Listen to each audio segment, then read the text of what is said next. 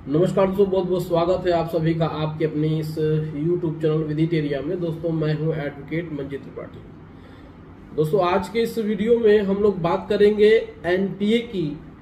NPA के बाद क्या होता है जब आपका अकाउंट एनपीए हो जाता है, यानी non performing assets bank declare कर देती है, तो उसके बाद क्या होता है, कौन सा नोटिस आता है, कितना टाइम मिलता है, नोटिस आने में क्या होता है, कैसे उसमें हम लोग आगे बढ़ेंगे, ये सारी बातें आज के इस वीडियो में हम आपको बताने वाले हैं। तो दोस्तों वीडियो ध्यान से देखिएगा।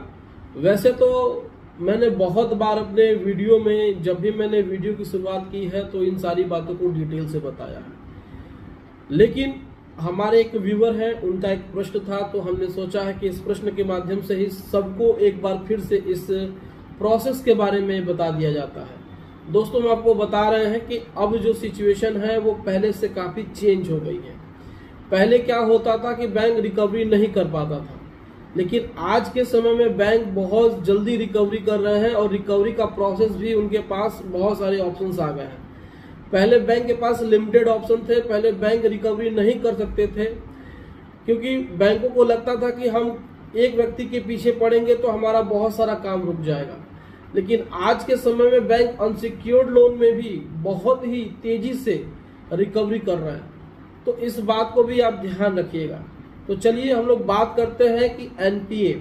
तो देखिए एनपीए का मतलब होता है गैर निष्पादित खाता, इसको हिंदी में कहते हैं, और अंग्रेजी में कहते हैं नॉन परफॉर्मिंग एसेट्स। यानी कि बैंक जब भी कोई आपको लोन देता है तो वो बैंक का एसेट होता है। एसेट का मतलब होता है संपत्ति।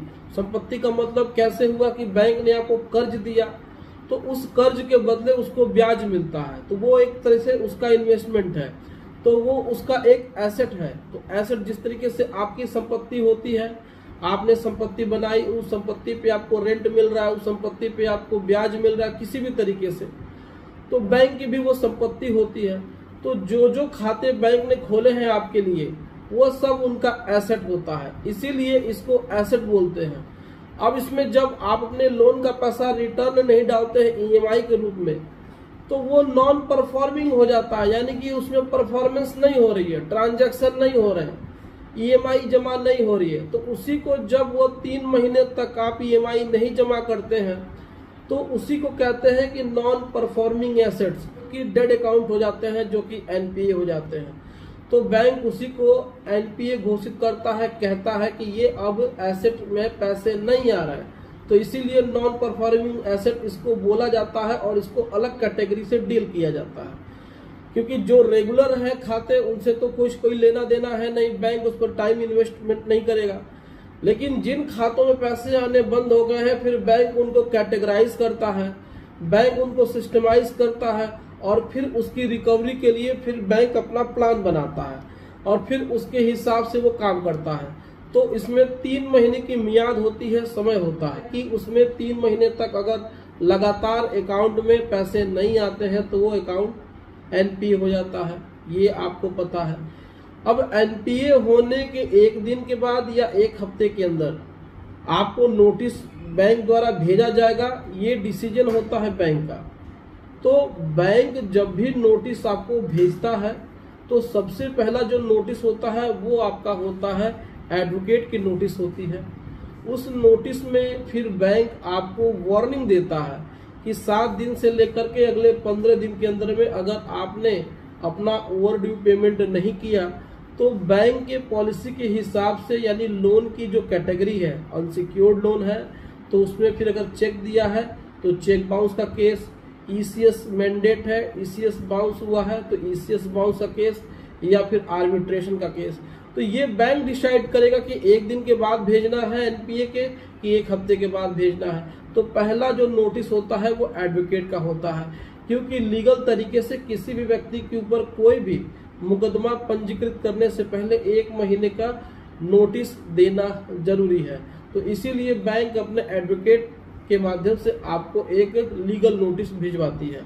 अब ऐसे लीगल नोटिस में आपको क्या करना होता है, इसमें समय कितना मिलता है। देखिए इसमें समय आपको 7 दिन से 15 दिन बैंक आपको दे रही है, लेकिन 7 से 15 दिन के अंदर में आप फिर भी अपना पैसा नहीं भरते हैं, यानी बैंक का पैसा नहीं लौटाते हैं, तो उसमें 1 महीने के बाद कार्रवाई हो जाती है। यानी कि 1 जून को आपको नोटिस मिला तो 15 जून तक आपको उसमें पैसे भर देने हैं।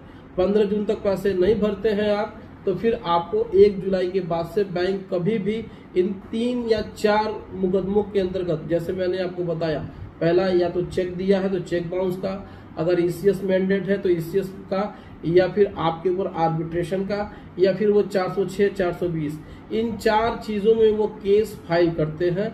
तो फिर 1 महीने के बाद फिर जिस तरीके से सुटेबल होगा, बैंक या तो चेक बाउंस का या आपका 420, 406 का एक साथ कर सकता है, या हो सकता है आर्बिट्रेशन भी करा दे। तो इस तरीके की चीजें होती हैं। इसमें कोई सिस्टमेटिकली नहीं होता है कि पहले वो आपके ऊपर 138 करेगा या फिर आर्बिट्रेशन करेगा या उसके बाद ही आपके ऊपर 406, 420 करेगा।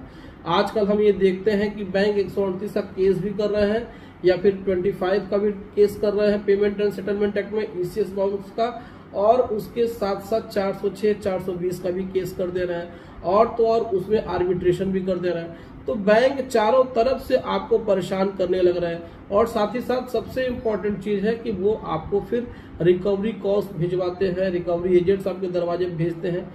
दिन में 100, 150, 200 कॉल्स आपको रिकवरी वाले करते हैं। तो चारों तरफ से वो आपको प्रेशराइज करते हैं। तो एनपीए के 1 हफ्ते के बाद से ये सारी चीजें शुरू हो जाती हैं।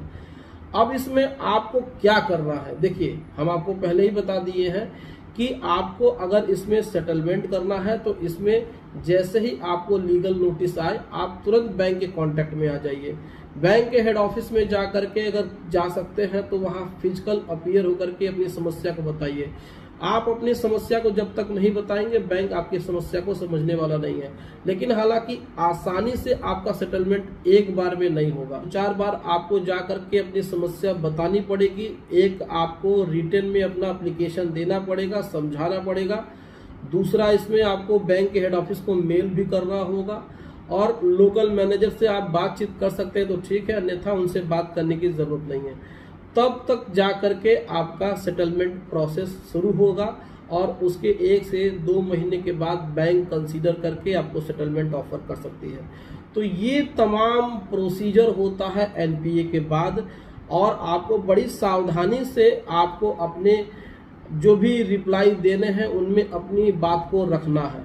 बहुत सारे लोग बहुत सारी गलतियां कर देते हैं, जिसकी वजह से उनका जो काम बनता भी है वो बिगड़ जाता है, और फिर बैंक अपना जो काम करती है, जिस तरीके से लीगल एक्शन लेती है वो लेती है।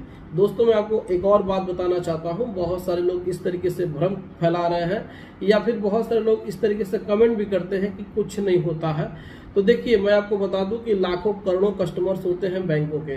तो अगर एकाक कस्टमर के साथ कोई एक ऐसी घटना घट जाती है, हो सकता है कि बैंक उनसे रिकवरी नहीं करता है, तो वो लोग इस तरीके से कमेंट करते हैं, और उनके कमेंट के प्रभाव में आकर के दूसरा व्यक्ति भी वही गलती करता है। लेकिन जब उस दूसरे व्यक्ति के साथ अगर कोई दिक्कत होती है, बैंक परेशान करता है, उनके साथ प्रॉब्लम करती है, तब उनको समझ में आता है। तो देखिए, अगर आपके पास नोटिस आ रही है तो नोटिस को इग्नोर मत करिए, बैंक से जाकर के बात करिए, डायरेक्टली बात करिए।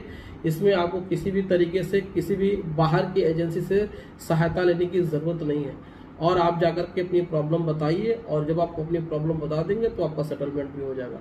तो ये था एनपीए और एनपीए संबंधित प्रोसेस, और उसके बाद क्या नोटिस आती है और किस तरीके से आपको अप्रोच करना है। तो उम्मीद है दोस्तों वीडियो पसंद आई होगी। दोस्तों, वीडियो अगर पसंद आई तो वीडियो को लाइक और शेयर जरूर करिए, और हमारे चैनल को सब्सक्राइब करके हमें सपोर्ट जरूर प्रदान करिए। चलिए, मिलते हैं अगली वीडियो में एक नए टॉपिक के साथ। तब तक आप अपना अपने पूरे परिवार का ध्यान जरूर रखें। Thank you so much. जय हिंद दोस्तों।